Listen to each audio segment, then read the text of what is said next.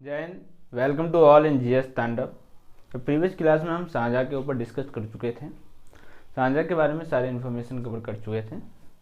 तो आज का जो हमारा टॉपिक होने वाला है वो औरंगजेब के ऊपर होने वाला है। औरंगजेब के बारे में आज हम सारी बातें डिस्कस करेंगे। लास्ट क्लास में हम सांझा के बारे में सब कुछ डिस्कस कर चुके हैं। लास्ट क्लास में मैंने आपको बताया था कि 1658 में सांझा की को क्या कहते हैं पद से हटा दिया था औरंगजेब ने दारा सिकों को मारने के बाद, क्योंकि सांझा जब बूढ़ा हो चुका था और 8 साल की जेल उसके बाद 1666 में उसकी मृत्यु हो गई थी। ठीक है, तो आगे की आज बात करते हैं।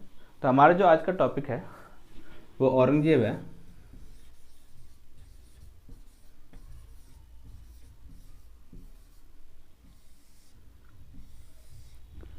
तो मैंने पिछली बार बताया था कि 1658 में, लास्ट क्लास में मैंने डिस्कस किया था कि 1658 में सामूगढ़ के युद्ध के बाद औरंगजेब राजा बन जाता है।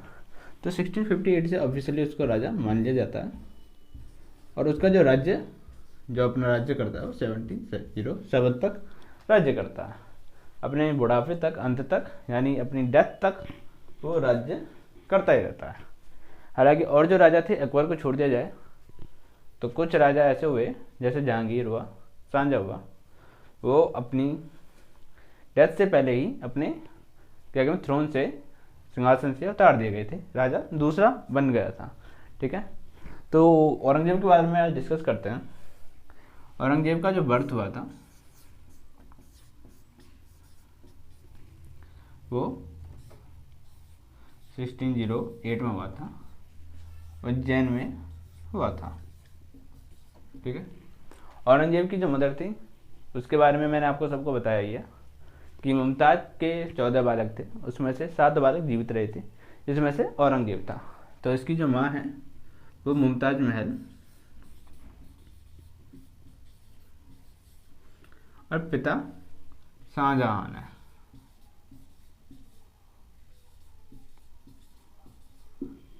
ठीक है, 1608 में जब औरंगजेब का जन्म हुआ तो उस टाइम पे जो मुगल एम्परर था वो जहांगीर था, और जहांगीर की जो बीवी थी वो नूरजहां, और नूरजहां ही उस टाइम को राज कर रही थी जब औरंगजेब का जन्म हुआ। और औरंगजेब क्या कहते हैं, मुमताज़ नूरजहां की भतीजी भी थी। तो औरंगजेब का जो अत्यधिक समय था, जो मोस्ट ऑफ द टाइम उसने अपना बिताया, वो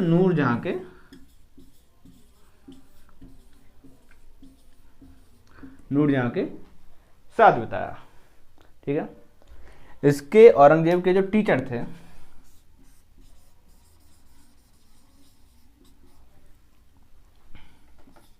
पीर मोहम्मद हकीम थे।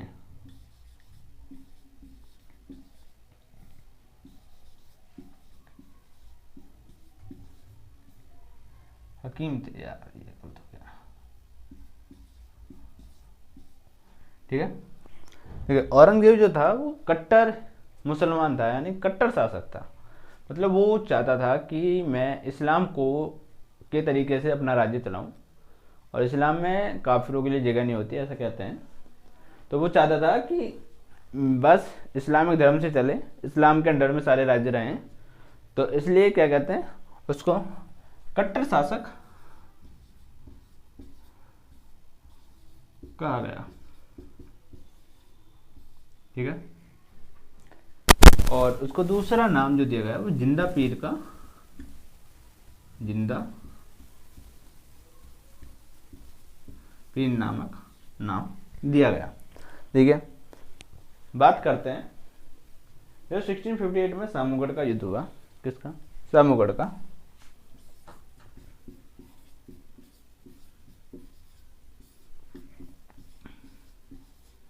तो वो राजा बनता है।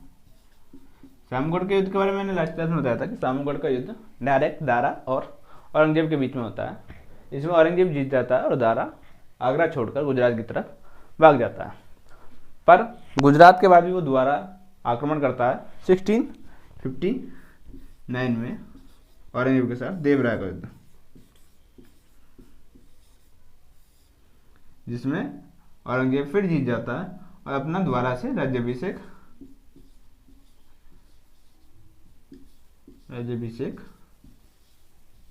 कराता है।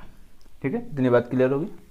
देखिए, औरंगजेब से पहले जो राजा थे वो सारे धर्म को इक्वली मान के चलते थे भारत में, क्योंकि देखिए हुमायूं को तो टाइम मिला नहीं क्योंकि वो भागते रहा। बाबर के 5 साल हिंदुस्तान में थे राजा के रूप में, पर अकबर ने जब पूरा राज किया तो उसने जजिया भी हटाया था, तीर्थकर भी हटाया था, और नॉर्मल मतलब दोनों के लिए, दोनों प्रजा के लिए इक्वल रखे थे कि हिंदू भी इक्वल, मुसलमान भी इक्वल, ऐसा दिखाया गया है।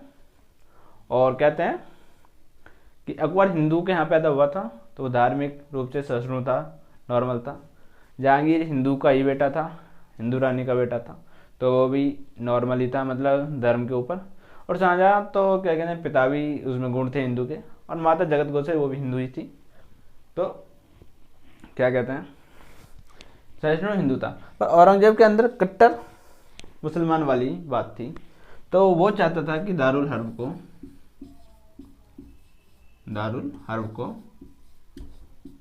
ये दारुल हर्ब उस टाइम पे राज करने के लिए इस्लामिक रूप से कहा जाता था, दारुल इस्लाम में कन्वर्ट करना।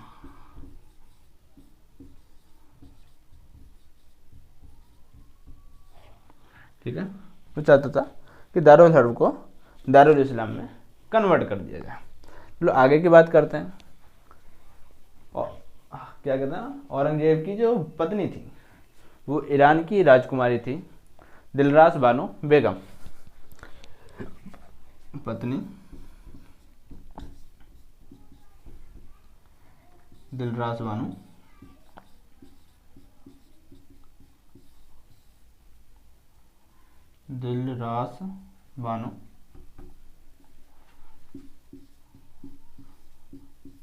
ठीक है, बेगम अपने आप लगा देना। रबिया बीबी के नाम से भी जाना जाता था किसको, दिलरास बानो बेगम को।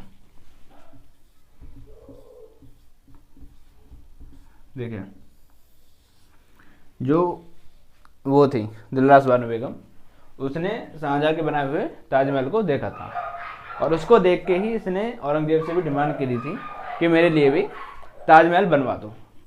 तो औरंगजेब तो क्या कहते हैं राजा है, इस्लामिक तौर तरीके मानता है, पर जो शाहजहाँ था वो स्थापत्य कला में भी निपुणता हासिल करा हुआ था, तो उसने ताजमहल तो बढ़िया तरीके से बनवाया था, पर इसने नौ ही ठेकेदारों को दे दिया, बना लो, लोकल मटेरियल लगाया, और औरंगाबाद के अंदर घटिया ताजमहल बनाया। घटिया ताजमहल बनवाया।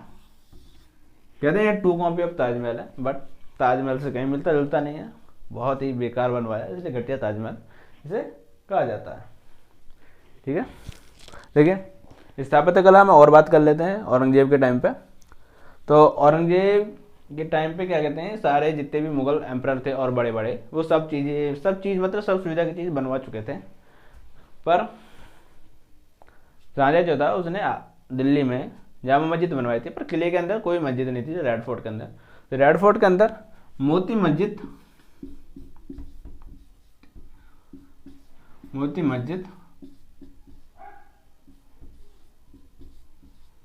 ठीक है, मॉस्क लिख लेना यार हिंदी से, ठीक है, मोती मस्जिद क्या कहते हैं आगरा किले में बनवाता है। चलो इतनी बात हो गई। जब ये बंदा राजा बना, कौन, औरंगजेब, तो इसने तुलादान, मैंने बताया था कि तुलादान और झरों का दर्शन बंद करवा दिए थे। इसको टेम्परेरी बंद करवाया था शाहजहाँ ने, बट परमानेंटली औरंगजेब ने इसको बंद करवा दिया था। तुलादान व्यवस्था मैंने लास्ट क्लास में आपको बताई थी, देखो तुलादान व्यवस्था और झरों का दर्शन।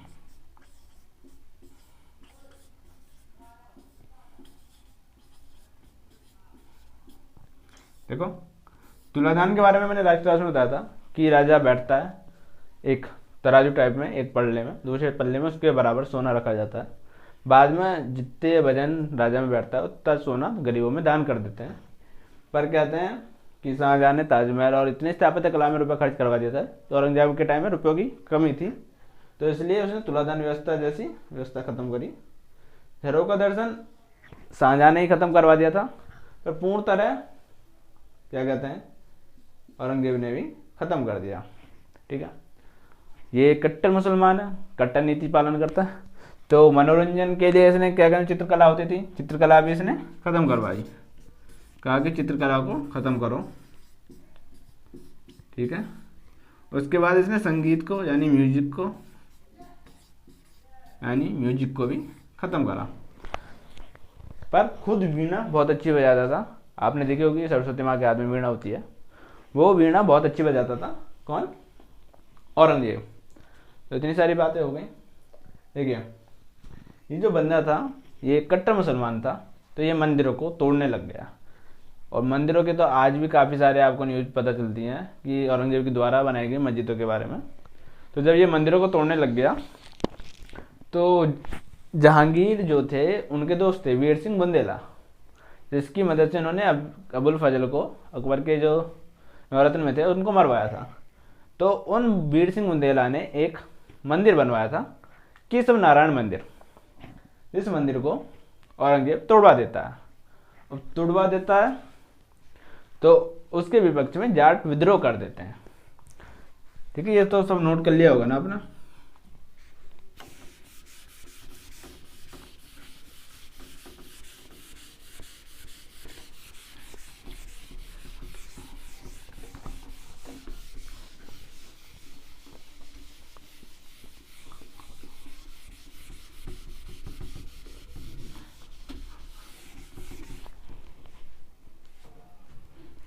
ठीक है, देखिए, जो वीर सिंह बुंदेला थे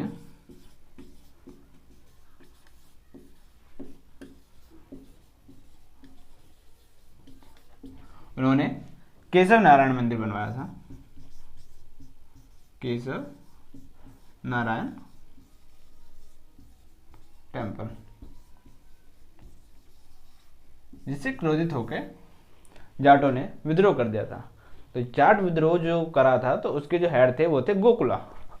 कौन थे? गोकुला। ठीक है, गोकुला ने जाट विद्रोह का नियंत्रण करा और काफी हद तक ये विद्रोह चल रहा था। तो औरंगजेब ने गोकुला की हत्या करवा दी। तो जो जाट विद्रोह स्टार्ट हुआ था उसके जो फाउंडर थे, मतलब जाट विद्रोह के जो स्टार्ट करने वाले थे, गोकुला। तो इनके जो पुत्र थे राजा राम। ठीक है, उनको आगे गुस्सा, उन्होंने फतेहपुर सीकरी के पास सिकंदरा है, जहां अकबर की क्या कहते हैं कब्र है, यानी सिकंदरा टॉम्ब है अकबर का। वहां गए, उसे कैप्चर करा पूरे को। वहां अकबर की कब्र तोड़ी, उसके अंदर जो हड्डी वगैरह कुछ बची हुई थी अकबर की, उसमें लकड़ी डाली, हवन करवाया, विधिवत हिंदू धर्म के अनुसार उसकी हड्डियों को जला दिया। जिससे क्या कहते हैं, मुसलमानों में तो क्या कहते हैं जलाया नहीं जाता। तो इस बात से औरंगजेब बहुत खफा हुआ। इनके बीच में काफ़ी संघर्ष चला। बाद में राजा राम को भी मार दिया गया। तो फिर उसका जो नियंत्रण करा वो चूड़ामन ने करा। ठीक है, चूड़ामन ने इस विद्रोह का नियंत्रण करा, पर आखिर में औरंगजेब इसको भी दबा देता। तो ये जो विद्रोह था जाट विद्रोह, वो यहीं पे खत्म होता है। औरंगजेब के सैन्य अभियानों के बारे में पढ़ते हैं। जो सैन्य अभियान औरंगजेब ने करे अपने टाइम में, तो बीजापुर उसके लिए बहुत सरदर्द बन गया था, जो दक्षिण भारत में, जिसपे शिवाजी बार बार हमला करके उसे छुड़ा लेते थे, अपने अधीन कर लेते थे। तो बीजापुर पर लड़ने के लिए उसने जयसिंह को भेजा था, और जयसिंह एक बार तो सफल भी हो चुके थे। फिर बहादुर खां को भेजा था और दिलेर खां को भेजा था, पर ये पूर्णतः सफल नहीं हो पाए। तो फिर बाद में औरंगजेब स्वयं जाता है,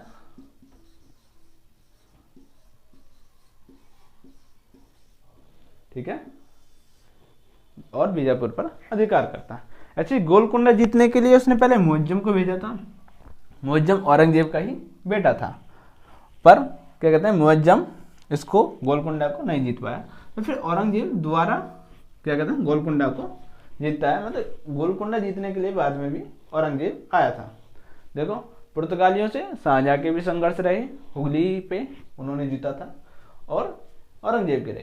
तो जो इम्पोर्टेंट है वो सोनद्वीप है, कि उसने पुर्तगालियों से सोनद्वीप जीता था, और अराकाम चटगांव भी जीते थे, पर सोनद्वीप ज़्यादा इम्पोर्टेंट है आइलैंड। और औरंगजेब का जो सेनापति था मीर जुमला, उसने असम जीता था। नॉर्थ ईस्ट के सारे जितने भी उसके कैप्चर में आए थे, जो भी उसके अधीन में रहे थे, वो मीर जुमला की मदद से जीते थे। देखो बंगाल क्या कहते हैं, शाइस्ता खान को भेजकर जीता था। शाइस्ता खान मामा था औरंगजेब का, है ना। और ये पहले बीजापुर भी गया था लड़ने के लिए, पर वहाँ पे शिवाजी महाराज ने इसका अंगूठा काट दिया और ये डर के वापस आ गया। तो औरंगजेब ने गुस्सा होकर इसे बंगाल भेज दिया और बंगाल में शाइस्ता खान जीत भी जाता है। ठीक है, ये सारे सैन्य अभियान थे। उसके बाद आगे चलते हैं।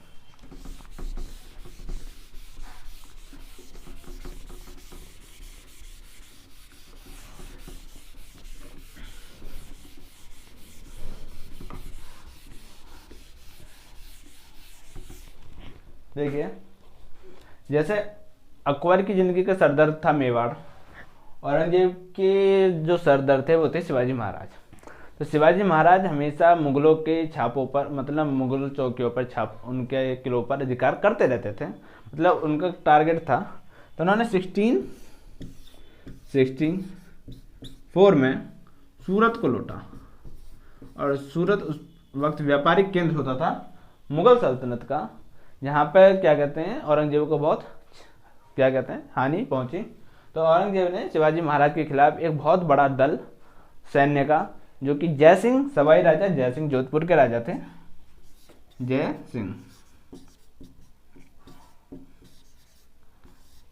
सिंह को भेजा।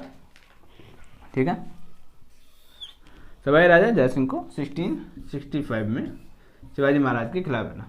शिवाजी महाराज उस टाइम पुरंदर के किले में थे, और क्या कहते हैं शिवाजी महाराज को चारों ओर से सवाई राजा जय सिंह घेर लेता है, और मुगल अधिकारी महाराज छत्रपति शिवाजी महाराज को नहीं घेर पाए। पर जय सिंह राजपूत थे और बहादुर योद्धा थे, तो उन्होंने अपनी तरकीब से शिवाजी महाराज को घेर लिया। अब घेर लिया तो उनसे पुरंदर की संधि करी, ट्रीटी ऑफ पुरंदर। अब ट्रीटी क्या होती है, जैसे एक व्यक्ति दूसरे व्यक्ति से हारता है तो उनके बीच में गठबंधन होते हैं कि इतना राज्य तू ले ले, या मैं तुझे टैक्स दूंगा, या वो मेरे राज्य को छोड़ दे, या मैं तेरे अधीन आता हूँ। ट्रीटी इस प्रकार से होती थी। तो उस टाइम शिवाजी महाराज के पास 35 किले थे, जिसमें से 23 उसने औरंगजेब को वापस करे और 12 अपने पास रखे शिवाजी महाराज ने। और बात हुई कि अगली साल 1666 में आपको शिवाजी महाराज के पास मिलने जाना, शिवाजी महाराज को औरंगजेब से मिलने जाना है। कहाँ? आगरा किले में। और आगरा किले में जाना है, और सवाई राजा जय सिंह ने शिवाजी महाराज को आश्वासन दिया कि आपके साथ कोई बदतमीजी नहीं होगी, आपके साथ राजा जैसा व्यवहार होगा। पर इस एक साल के बीच में सवाई राजा जय सिंह खत्म हो गए थे, और जब शिवाजी महाराज आगरा किले में पहुंचे थे तो औरंगजेब ने इनका बहुत अपमान करा था, इनको नीचा दिखाया था, इन्हें अपना क्या कहते हैं वो बनाने के लिए कहा था कि तुम मेरे वंशधार बन जाओ। छोटी श्रेणी में इनको डालने की कोशिश करी। तो शिवाजी महाराज वहाँ से गुस्सा होकर वापस चले आए, तो इनको जयपुरी महल में औरंगजेब ने आगरा के गिरफ्तार कर लिया, और फिर वहाँ से शिवाजी महाराज क्या कहते हैं बीमारी का बहाना लगा के फलों की टोकरी में बैठकर निकल गए थे। ठीक है, और इनसे ही गुस्सा होकर 1679 में औरंगजेब जजिया कर दोबारा लगा देता है। ठीक है, जजिया कर मैंने बताया था कि मोहम्मद बिन कासिम, जो कि एक अरब इन्वेजन था, तुर्क इन्वेजन, तो उसने जजिया कर भारत में लाया था। फिरोज शाह तुगलक ने क्या कि ब्राह्मणों पे भी वो जजिया कर लगा दिया था, पर अकबर ने हटा दिया था। पर औरंगजेब इसको दोबारा भारत में, मतलब अपने शासन में दोबारा वापस लेके आता है। देखिए, शिवाजी महाराज की 1680 में मृत्यु हो जाती है। उसके बाद शिवाजी महाराज के पुत्र संभाजी महाराज क्या कहते हैं उसके मराठा साम्राज्य के नए छत्रपति बनते हैं। तो औरंगजेब का जो पुत्र था बड़ा वाला अकबर द्वितीय,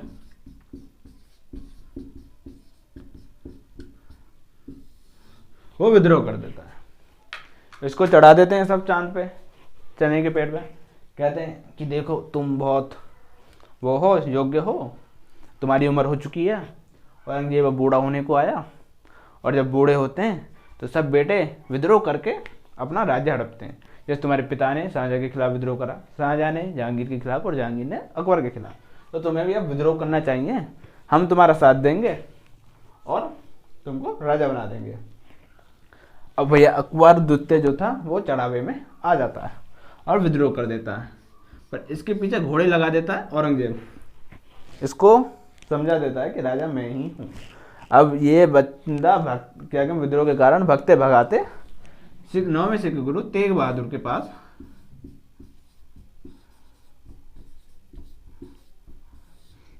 जाता है। ये कौन थे? नौवें सिख गुरु।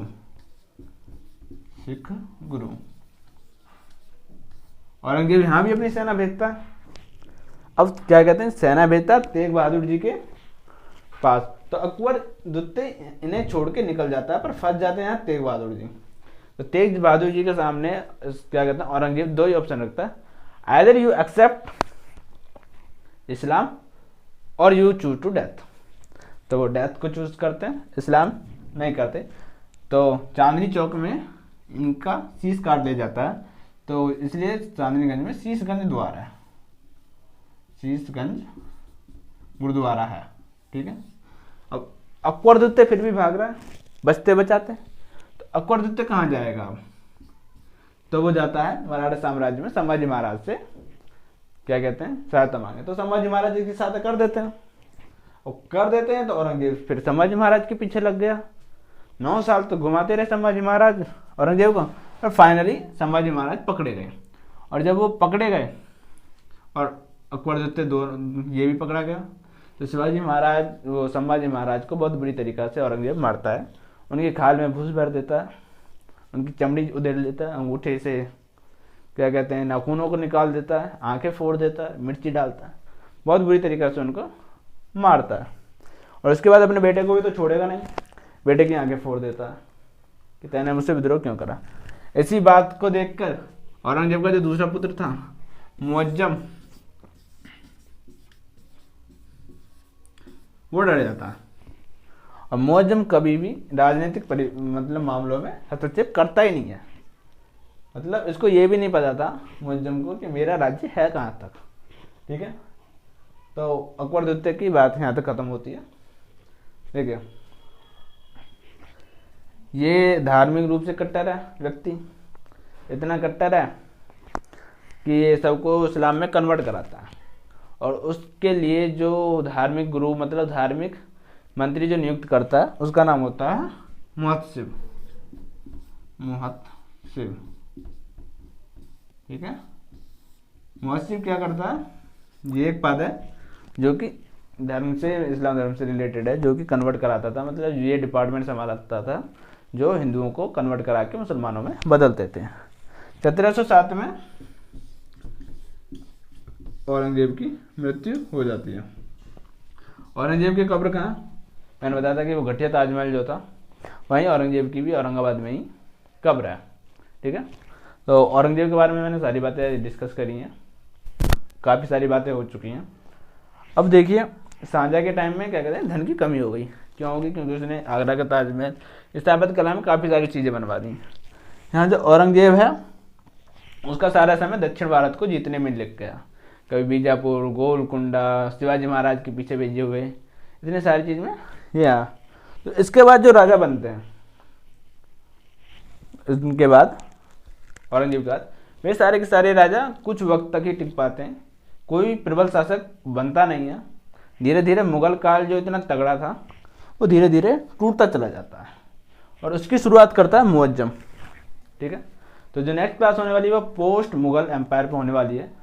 मुगल एम्पायर के बचे हुए सारे राजा, जिनमें फर्रुखसियर है, बहादुर शाह है, शाह आलम है, ठीक है, सारे और बची हुई जितनी भी इंफॉर्मेशन है मुगल एम्पायर की वो मैं कल कवर करूँगा। आज की क्लास अच्छी लगी हो तो लाइक, कमेंट, शेयर, सब्सक्राइब कर दें। Thank you. जय हिंद, जय भारत।